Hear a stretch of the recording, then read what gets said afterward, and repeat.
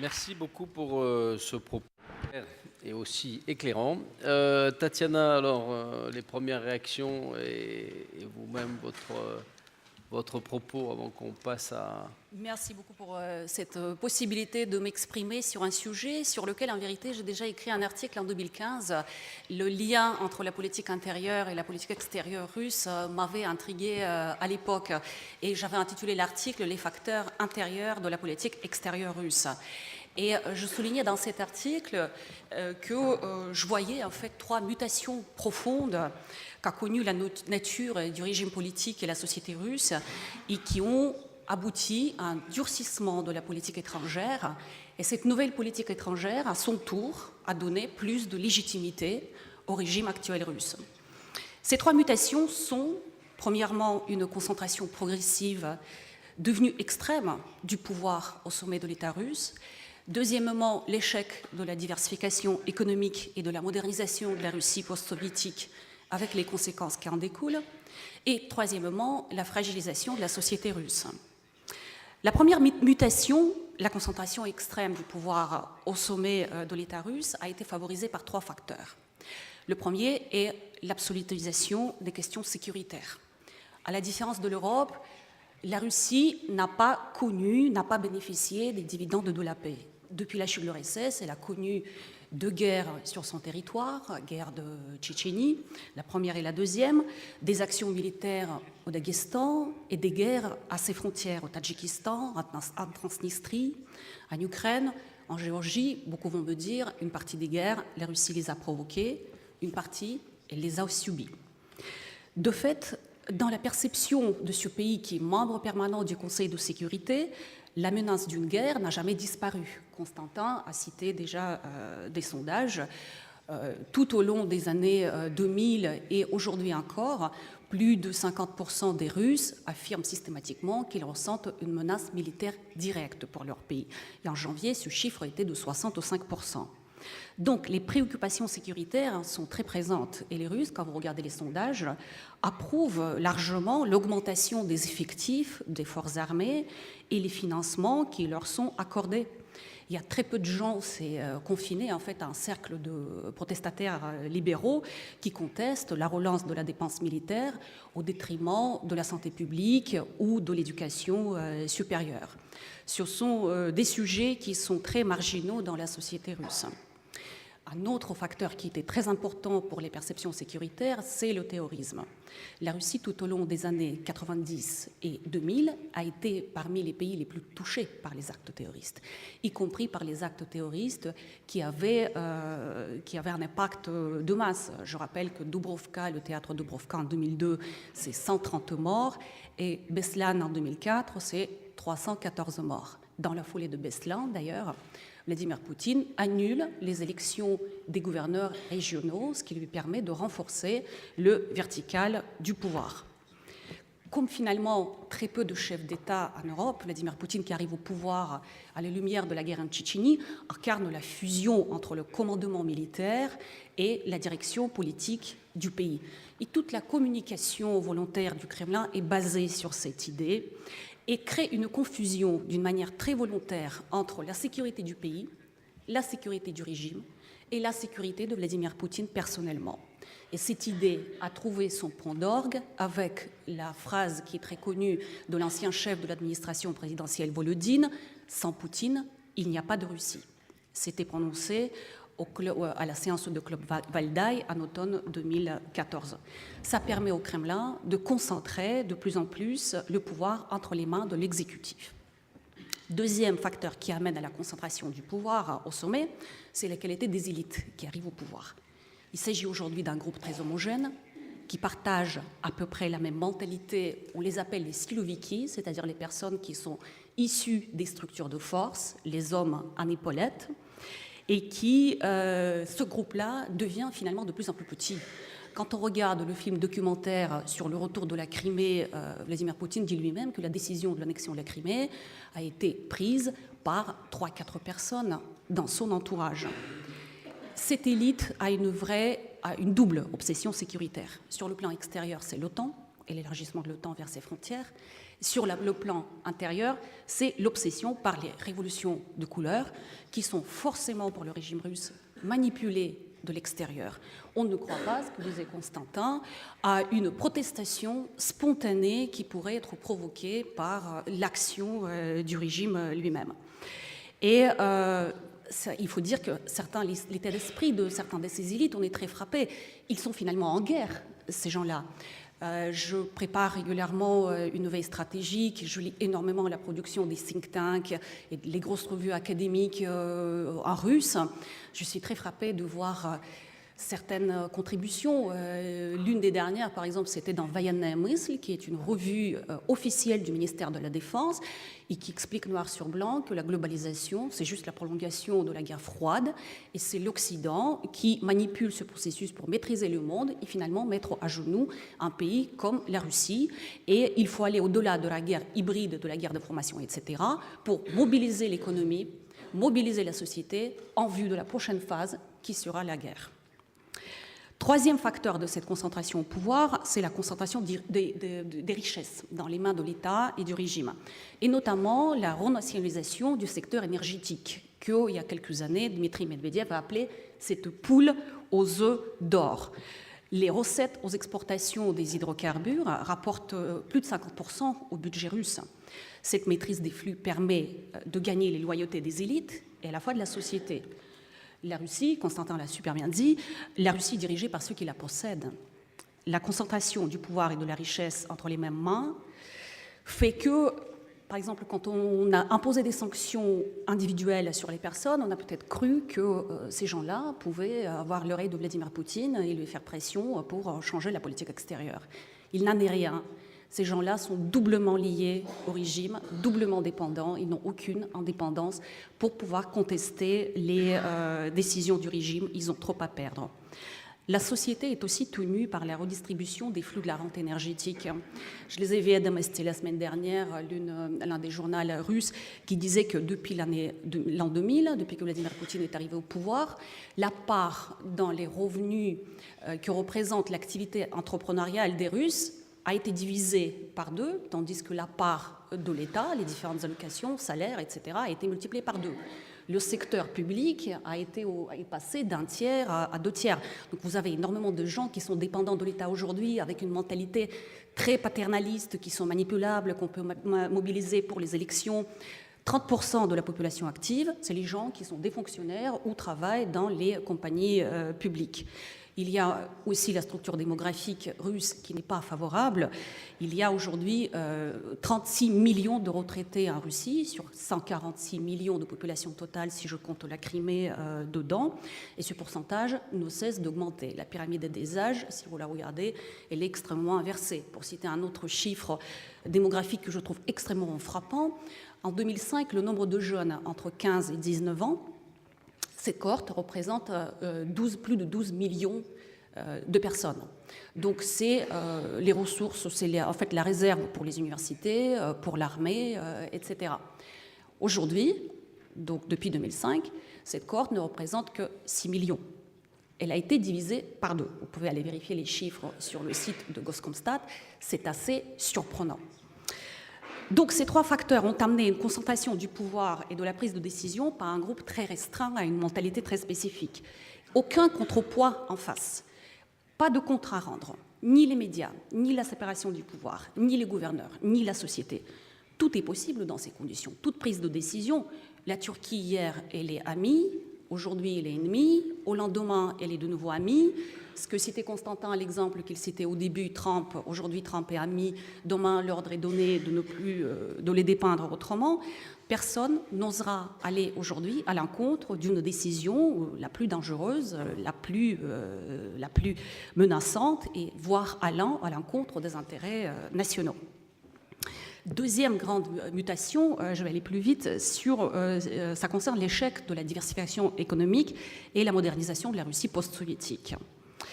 Les difficultés économiques russes ne datent pas des sanctions, loin de là. Je me souviens, fin 2013, on recevait le ministre du Développement économique Olukayev Alifri, celui-même qui est arrêté aujourd'hui, et qui nous expliquait toutes les difficultés structurelles, le ralentissement économique à 1,3% et toutes les mesures qu'il allait prendre pour sortir de cette situation. Donc, mon propos, ça ne concerne pas les causes de cet état des choses, mais plutôt les conséquences pour la politique extérieure. Et là, c'est intéressant. La première conséquence, c'est la peur viscérale de la globalisation. L'échec de la diversification économique fait que la Russie post-soviétique ne peut pas s'inscrire dans la mondialisation dans les conditions qui correspondraient à son idée d'elle-même, de son rang, etc. Il y a une peur de la marginalisation ultérieure du pays, malgré le discours officiel qui met l'accent sur l'appartenance de la Russie au groupe des émergents, au groupe BRICS. Il y a un réflexe de la substitution aux importations, aux technologies occidentales, et ceci depuis un long moment. Je peux citer le système de positionnement GLONASS, les moteurs de recherche Internet, la souverainisation d'Internet, etc. Les sanctions occidentales à la suite de la crise ukrainienne ont encore exacerbé cette volonté de moins dépendre de l'Occident, par exemple pour les systèmes de paiement ou pour la monnaie de réserve. Les risques économiques et financiers rejoignent ici les risques sécuritaires. Deuxième conséquence, c'est la sensibilité des élites russes à la sécurité des flux financiers liés à la sécurité de la demande énergétique et du transit en Europe.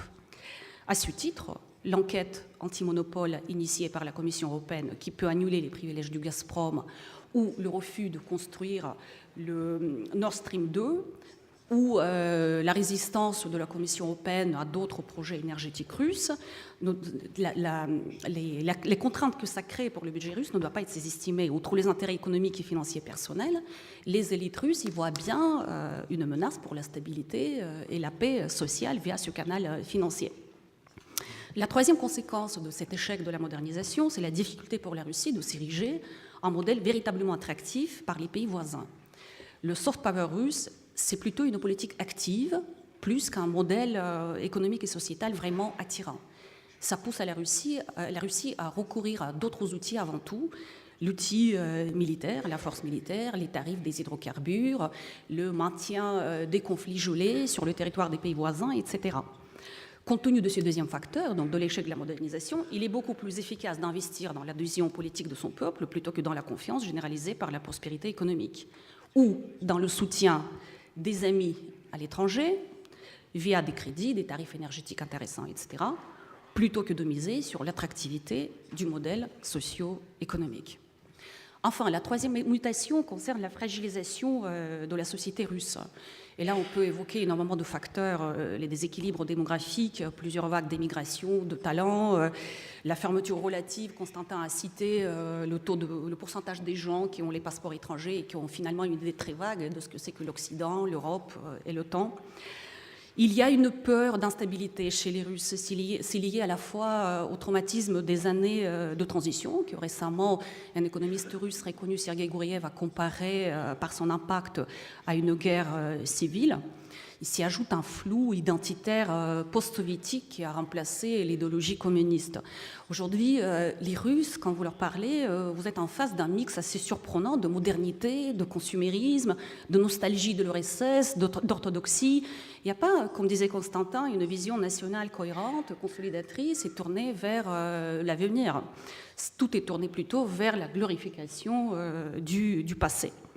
Il n'y a pas eu non plus de travail sur la mémoire historique. Ce travail a été commencé dans les années 90, mais a été interrompu, d'où aujourd'hui la popularité constante de Staline, qui se retrouve au numéro 1, voire 2, parfois 2 parmi les personnalités les plus marquantes pour les Russes.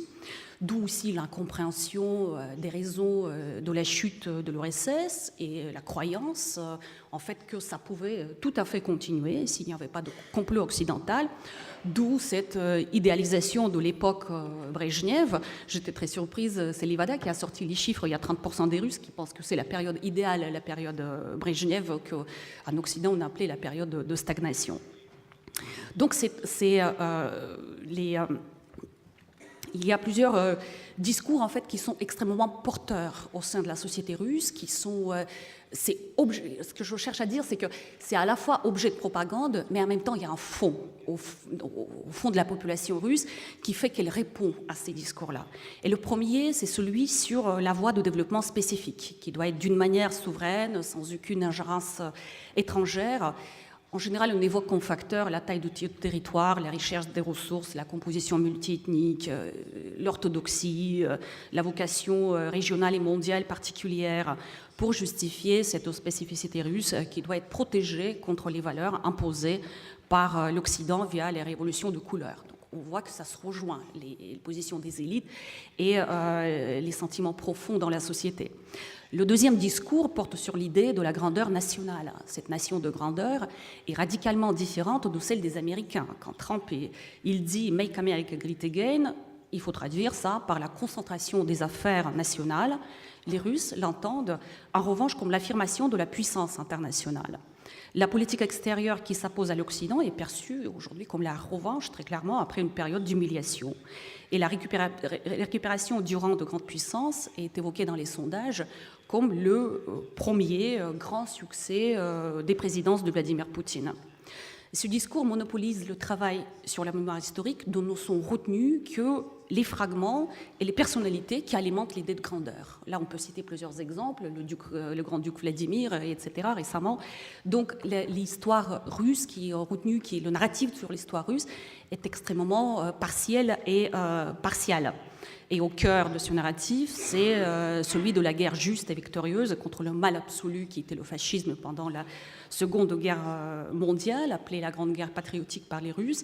C'est le corollaire de ce discours qui a encore des implications et qui a été utilisé, par exemple, dans la crise ukrainienne en 2014, parce qu'on a parlé de la junte fasciste au pouvoir à Kiev.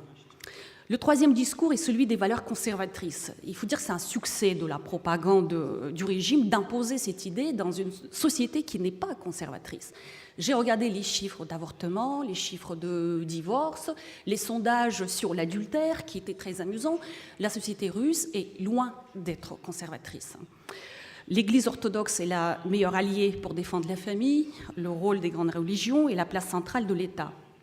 Au-delà de la propagande, en fait, ces trois discours semblent répondre à un besoin de reconnaissance et de valorisation après des années de recherche infructueuse d'une nouvelle identité nationale et d'une nouvelle place dans le monde. Et évidemment, la réception de ce discours dans la population russe aujourd'hui est facilitée par la perception des faiblesses de l'Occident, qui serait incapable de venir à bout de ses propres problèmes socio-économiques et politiques et qui prouverait que le modèle démocratique et libéral n'est pas du tout à la hauteur des défis du monde actuel. Le croisement de ces trois discours produit aussi des effets très paradoxaux. Vous pouvez avoir les communistes russes qui s'affichent avec la symbolique religieuse, tandis que le pouvoir soviétique poursuivait les prêtres. Et les trois discours, surtout ce qui est au cœur, ils opposent la Russie à l'Occident, à son narratif sur les droits de l'homme et à la démocratie. Ne s'interrompt pas, n'est pas parti par tout ce que tu disais, parce que vous êtes plutôt d'accord, mais par politesse, il est venu dire à l'interprète qui a beaucoup traduit qu'il peut s'arrêter parce qu'il comprend. Donc voilà, tu peux continuer. C'est pas ce que tu disais qu'il a fait fuir. Il ne traduit que voilà. pour lui finalement. Il traduisait que pour lui, il comprend bien le français. Donc c'est gentil. Il lui donne un peu de repos. Voilà, donc j'arrive à ma conclusion qui double. D'une part, je pense que ces facteurs sont extrêmement forts et très enracinés. Et même, je ne suis pas sûre qu'ils partiront après le départ, pour une raison ou pour une autre, de Vladimir Poutine. Et je ne suis pas sûre que le prochain leader russe ne soit pas tenté de les instrumentaliser. Et la deuxième partie de conclusion, c'est que 2 ans et demi après l'annexion de la Crimée, je vois quand même quelques fissures dans le consensus, ce qu'on appelle le consensus post-criméen. D'une part, il y a les problèmes socio-économiques qui reviennent au cœur des préoccupations des Russes. Et ça apparaît très clairement dans les sondages. Deuxième moment, il y a une flexion par rapport à l'image de l'ennemi extérieur. Le récent sondage du Centre Levada montrait, ça m'a beaucoup surpris parce qu'il montrait qu'à peu près 30% des Russes pensent que l'image de l'ennemi extérieur est utilisée à des fins de manipulation par le régime. Et aujourd'hui, il y a beaucoup plus de gens qui voient plus positivement les États-Unis qu'il y a un certain temps. Ce qui est intéressant, c'est qu'au moment où le régime risque d'avoir du mal à se légitimer en interne par la politique étrangère, ce sont les leaders occidentaux qui volent au secours. Brexit a affaibli l'Union européenne. Dans tous les talk-shows russes, l'Union européenne, c'est déjà, il est fini, il est explosé, donc c'est un fait donné. L'arrivée au pouvoir de Trump, c'est une aubaine avec sa capacité de saper la solidarité transatlantique, l'OTAN. Il a déjà mis à mal les traités TTP et TTIP dont la Russie ne voulait tellement pas. Et la question maintenant, est-ce que le nouveau leader européen, notamment en France, aideront Vladimir Poutine à légitimer son discours? Le pire, c'est qu'il sera gagnant dans les deux cas. Si on continue la politique de confrontation, ça va lui permettre d'exploiter l'image de l'ennemi. Et si, comme Marine Le Pen, par exemple, le leader propose l'alliance stratégique avec la Russie, ça lui donne aussi raison. Il souligne la capacité d'anticipation et de clairvoyance. Toute la difficulté, en fait, aujourd'hui pour l'Occident, pour la diplomatie, pour les hommes politiques, c'est de trouver une voie médiane équilibrée, très juste, pour ne pas, d'une part, s'aliéner la Russie et en même temps ne pas approuver d'une manière inconditionnelle la politique qui est menée depuis 2014, dont l'Occident, je rappelle, est la cible principale. Et en même temps, s'en donner les arguments pour renforcer la légitimité du régime en interne. Merci, Tatiana.